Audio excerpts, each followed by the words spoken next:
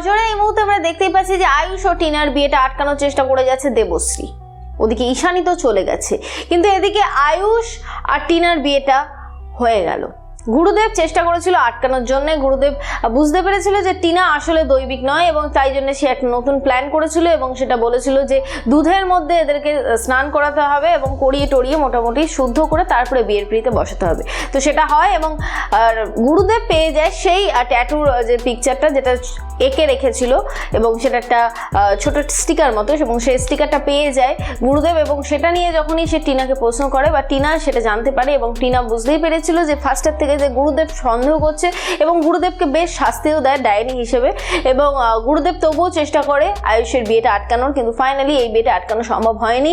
বিয়ে হয়ে গেছে আয়ুষ ও টিনার। ওদিকে ঈশানীও করে বসেছে একটা ভুল কাজ। যদি ঈশানী মায়ার ওই ঘরে পা দেয় তাহলে যে মন্ত্র করে বেঁধে রাখা আছে মায়াকে, সেই মন্ত্র কেটে যাবে আর মায়া বেরিয়ে আসতে পারবে। ঈশানী ঠিক সেই ভুলটাই করলো। ঈশানী ওখানে চলে গেল এবং একটা বয়স্ক মানুষকে দেখে সে জলও দিল এবং জল দেওয়ার পরপরই সে জানতে পারলো যে আসলে যাকে সে জল দিল সে একটা ডাইনি, এবং ওখান থেকে মায়া মোটামুটি মুক্ত হয়ে গেল। মায়া আসছে এবার আয়ুষের কাছে তার নিজের পরিচয় নিয়ে। আয়ুষ তাকে দেখে কিন্তু সহজেই চিনে যাবে এবং মা বলেই মেনে নেবে, কিন্তু ওদিকে দেবশ্রীর সাথে তার কি সম্পর্ক দাঁড়াবে? আয়ুষ কি তাহলে ভুল বুঝবে তার মাকে?